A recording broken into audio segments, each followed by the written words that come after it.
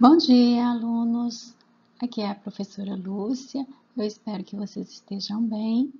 E esta aula de hoje, do dia 13 de abril, a gente vai dar continuidade ao realismo. Na primeira parte, nós já vimos o contexto histórico e as características, e agora nós vamos ver os autores dessas obras.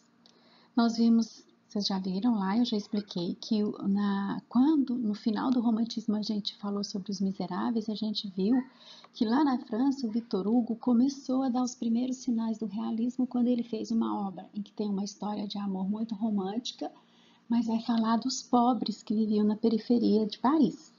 Depois, isso aí já foi os primeiros sinais do realismo. Depois veio o Gustave Flaubert, que escreveu Madame Bovary, e ele vai tratar de um tema muito polêmico, que é o adultério. Então aí já começa oficialmente na França o realismo.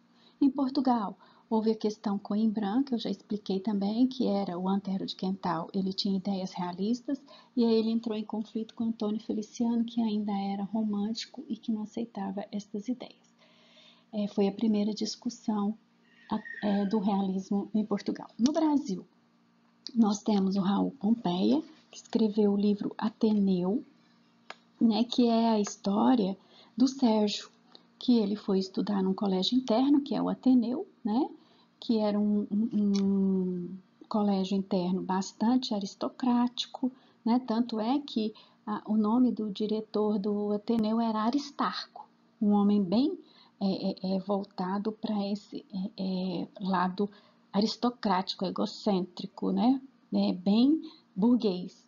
E o Sérgio ele fica internado para estudar no Ateneu 2 anos, e ele vai contar a história dele no Ateneu. O Ateneu é um microcosmo, né, do mundo em que a gente vive aqui de fora. Então, tudo que acontece aqui no mundo, do lado de fora, o Sérgio passou dentro do Ateneu. Então, o Ateneu vai desmistificar a ideia de que a infância é um lugar, é uma época muito feliz da vida da gente. Esta época que o Sérgio foi estudar no Ateneu foi uma época de muita opressão do diretor, de muitos problemas de convivência. Então, ele é realista nesse sentido, no sentido de desmistificar aquela ideia romântica de que na infância tudo é bom. Nós temos outra obra bem do início do realismo no Brasil, do Aloysio de Azevedo, que é o Mulato, que é a história do Raimundo, que é filho de um branco com uma negra, e ele é moreno dos olhos azuis, e ele é muito culto, muito estudioso, muito estudado, né? E aí ele vai passar por situações constrangedoras quando ele descobre essa origem dele, e ele sofre muito preconceito. Mas nós temos aí o Machado de Assis, que começa a escrever lá no romantismo, no finalzinho do romantismo ele escreve umas obras, mas que ele vai ser o grande destaque do realismo brasileiro, com 3 obras consideradas a tríade realista dele: Memórias Póstumas de Brás Cubas, Quincas Borba e Dom Casmurro. Idealização. O Machado de Assis ele é considerado uma obra à parte no nosso realismo, porque ele inaugurou no Brasil o realismo psicológico. O que é o realismo psicológico? Falar dessa realidade muito dolorosa que a gente vive no dia a dia, mas refletindo muito sobre as ações e as reações do ser humano, como funciona a cabeça do ser humano, né? Então, as obras do Machado de Assis, elas vão privilegiar não as ações do homem, mas a cabeça, como funciona o homem para agir das maneiras como ele age. Por isso que é chamado realismo psicológico. Então, as personagens, elas são muito ricas, né?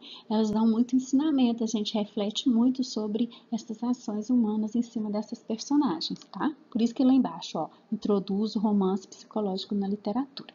Ele vai ser muito inovador, ele vai escrever romance de uma maneira que o povo ainda não está acostumado, então ele vai chocar um pouco. E a outra característica dele é que ele era muito irônico, muito incisivo nas críticas que ele fazia. Analisa o espírito humano, reflete sobre os valores que não pertencem apenas aos brasileiros, mas são comuns a todos os homens, né? Ele antecipa-se ao modernismo, porque no modernismo, daí a 100 anos, quase 100 anos, é que vai começar essa ironia, essa vontade de entender como que o ser humano, a cabeça do ser humano funciona. Então ele já foi antecessor dessas ideias. fundou a literatura brasileira enquanto a entidade autônoma, porque ele desliga lá do romantismo, daquela ideia de nacionalismo, de voltar ao passado, de ter um herói. Então ele vai desvincular completamente essa ideia e vai querer fazer uma literatura genuinamente psicológica, humana, voltada para a realidade de cada um, tá? É original, não tem nenhuma obra parecida com a obra do Machado de Assis, ele é único, ele é muito polêmico, ele vai tratar de assuntos de uma maneira muito incisiva, né, que a gente é obrigado a refletir. As personagens são verossímeis, que é isso? São muito parecidas com nós na realidade, com qualquer pessoa que você conhece ou até com você mesmo. Ele é muito pessimista em relação ao homem, ele acha que os valores humanos são muito questionáveis. Ele tem cortes na narrativa, do nada a história está acontecendo e o narrador para, né, para conversar com o leitor. Então, quem lê a obra dele tem que ficar preparado para isso. O narrador é uma parte muito forte da narrativa dele. E a parte psicológica, os monólogos interiores, os personagens, eles refletem muito. Então, ele para a ação para a personagem refletir. Isso aqui é monólogo interior. O núcleo narrativo principal do realismo dele é dividido em 3 livros, como eu já disse. Um maravilhoso Memórias Póstumas de Brás Cubas é o primeiro, em que ele faz uma coisa que até então ninguém havia feito, né?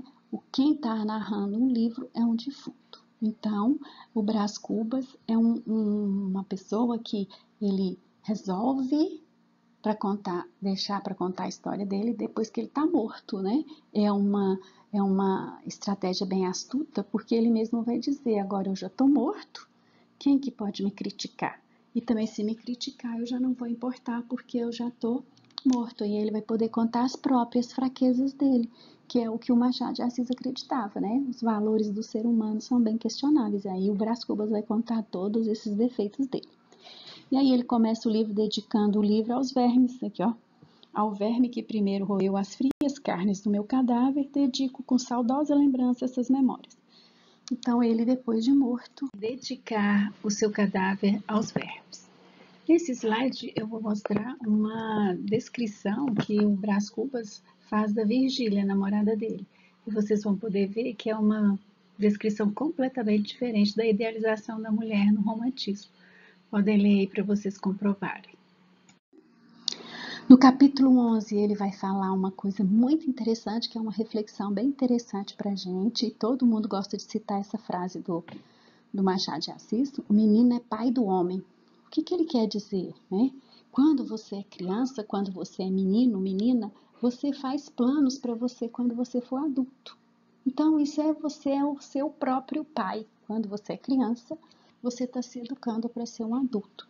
Às vezes isso é cheio de sonho, às vezes isso é cheio de traumas, né? E aí ele vai falar que se for depender disso, a família dele não ajudou muito nisso não. Né? Quando ele era criança, ele não teve muita influência boa da família dele não. No capítulo 55, ele faz uma analogia entre o diálogo de Adão e Eva e o diálogo entre ele e a Virgília. Vocês vão poder notar que ele vai fazer uma brincadeira, uma ironia com o diálogo entre uma relação entre um homem e uma mulher. Desde Adão e Eva, que o diálogo é o quê? Inócuo, né? Fala e não diz nada, é vazio. Então, de novo, uma ironia e uma crítica aos relacionamentos. Aqui outros exemplos de outros capítulos do livro. O livro tem 160 capítulos, é um livro relativamente fino, mas tem muitos capítulos, mas olha o tamanho dos capítulos. O 136, ele pôs o nome de inutilidade. Ou muito me engano, ou acabo de escrever um capítulo inútil, sem nada, né? Então, 139, de como não fui ministro. Dos sonhos dele era ser político, ser ministro. O que deu? Em nada, ó, só reticências, não deu em nada. Aí ele pula para outro capítulo, que explica o 139. Há coisas que é melhor se dizem calando, tal é a matéria do capítulo anterior. Podem entender os ambiciosos malogrados.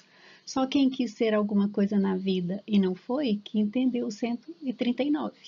Então, o livro é todo assim, né? Cheio de capítulos pequenos e muito reflexivos.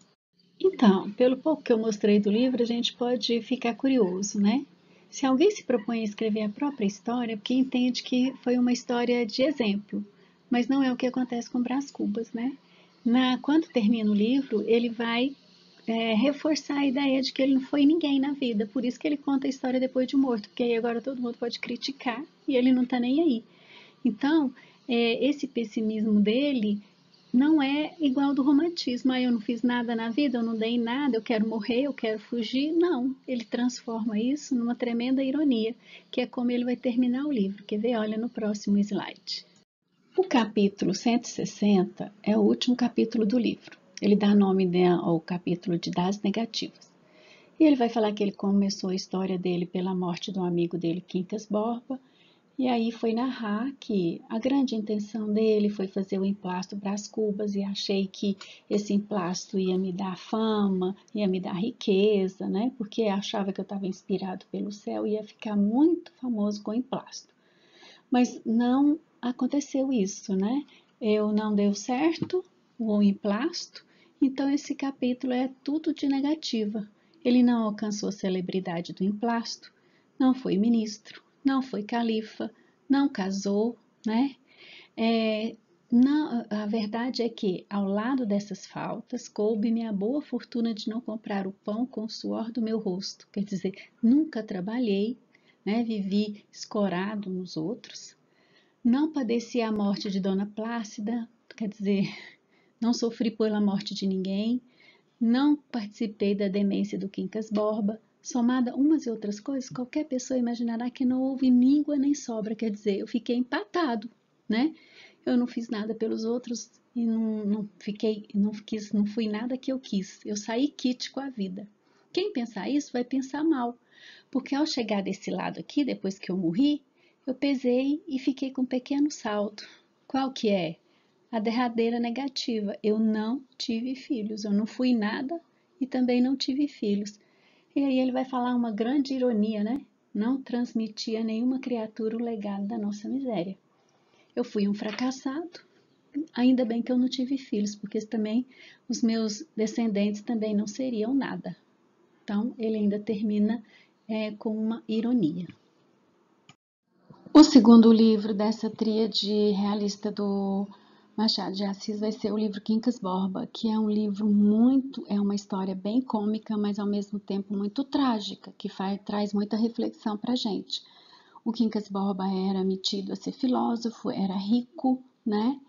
E ele deixou uma herança para o amigo dele, que era o Rubião. Essa herança, ela só iria ser recebida pelo Rubião se o Rubião cuidasse do cachorro dele.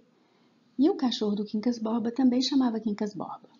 Então, lá foi o Rubião mudar para o Rio de Janeiro com o cachorro e com a herança. O Rubião era muito inocente, muito bobo, né? Muito despreparado para a vida e acreditava em todo mundo e caiu na mão do Cristiano e da Sofia, que eram alpinistas sociais, viviam de dar golpes nos outros. A Sofia seduziu o Rubião, o Cristiano se fingiu de amigo dele e exploraram bastante o Rubião perdeu tudo, né? Ficou pobre de novo, foi obrigado a voltar para a cidade que ele morava, pobre, abandonado, e o cachorro também, sem a proteção da herança que o dono queria que o Rubião cuidasse dele.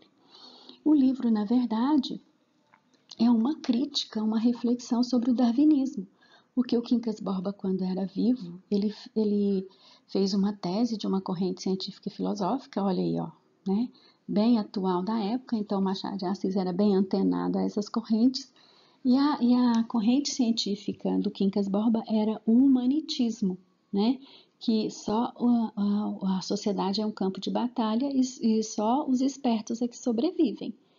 Foi o que aconteceu, né? O Cristiano e a Sofia se deram bem porque eram mais espertos, porque o Machado de Assis, na verdade, era muito descrente sobre os valores do ser humano.